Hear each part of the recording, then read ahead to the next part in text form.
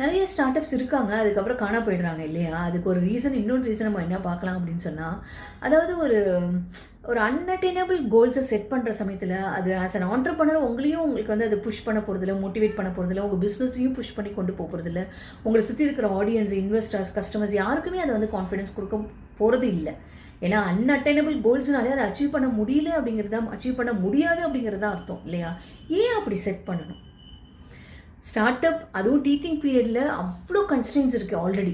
So அந்த கன்ஸ்ட்ரெயின்ஸ்குள்ளே align ஆகிற மாதிரி ஒரு அட்டைனபிள் கோலை செட் பண்ணி அதை டார்கெட்டாக வச்சு அதுக்கு நம்ம எஃபர்ட்ஸ் போட்டால் தான் நமக்கு அது வந்து நம்மளுக்கு மோட்டிவேஷனாக இருக்கும், நம்ம பிஸ்னஸையும் தூக்கி விடும், நம்ம பார்க்குற நம்மளை சுற்றி இருக்கிற ஆடியன்ஸுக்கும் கான்ஃபிடென்ஸ் கொடுக்கும்.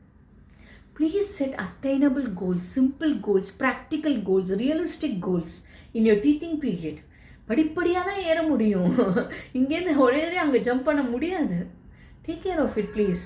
லக்ஷனம் always concentrate on setting very practical, simple, realistic goals. அதனால தான் இந்த 2 வருஷம் டீச்சிங் பீரியட் என்னால் கொஞ்சம் கூட ஸ்மூத்தாக கடந்து இன்றைக்கி 3வது வருஷத்தில் நான் உங்ககிட்ட ஹாப்பியாக பேசிகிட்டு இருக்கேன்.